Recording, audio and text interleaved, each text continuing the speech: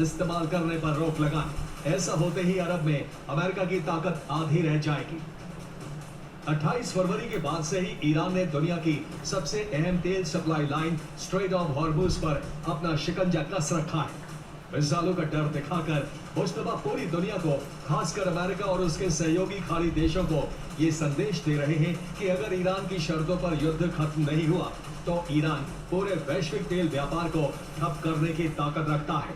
Iran की कमान संभालने के बाद मुश्तबा खामनेई मजबूत नेतृत्व का बार बार मैसेज दे रहे हैं। फिर चाहे हमलों के एक्शन पर तुरंत फैसला लेना हो या अपने प्रॉक्सी गुटों पर हुए हमले का जवाब देना हो।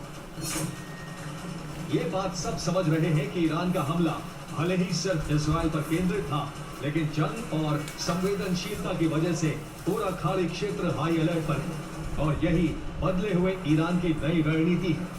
मुश्तबा खामनेई ने मिसाइलों का सीधा इस्तेमाल करके संपूर्ण युद्ध घोषणा करने के बजाय डर का माहौल बना दिया है। ईरान का सबसे बड़ा मकसद यही है कि इजराइल को हमलों में उलझाकर खाड़ी देशों को इतना डरा देना है कि वो अमेरिकी सैन्य मौजूदगी को अपने लिए एक सुरक्षा कवच के बजाय एक खतरा मानने लगे और अरब में अमेरिका की जड़ें इतनी कमजोर कर दे कि खाड़ी देश खुद ही अमेरिका को बाहर जाने का रास्ता दिखा दें।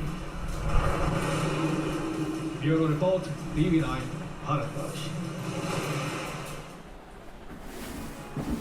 अब तक रूस ने यूक्रेन में तबाही मचाकर पूरे यूरोप का संकट बढ़ाया था, लेकिन अब यूक्रेन ने हालात ठीक उल्टे बनाने की तैयारी कर ली। एक तरह से यूक्रेन अब इस जंग को रूस की धरती पर शिफ्ट करने जा रहा है और इसलिए हर दिन रूस पर हमले का यूक्रेन एक नया रिकॉर्ड बना रहा है। अब यूक्रेन ने कैसे रूस पर भीषण प्रहार किया है, इस रिपोर्ट में दिखाता हूं।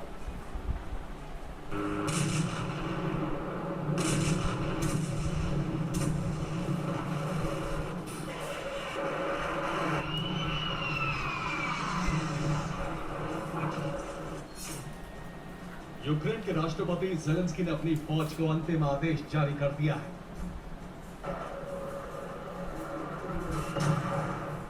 अब जंग सिर्फ सीमाओं पर नहीं बल्कि रूस के शहरों के अंदर लड़ी जाएगी।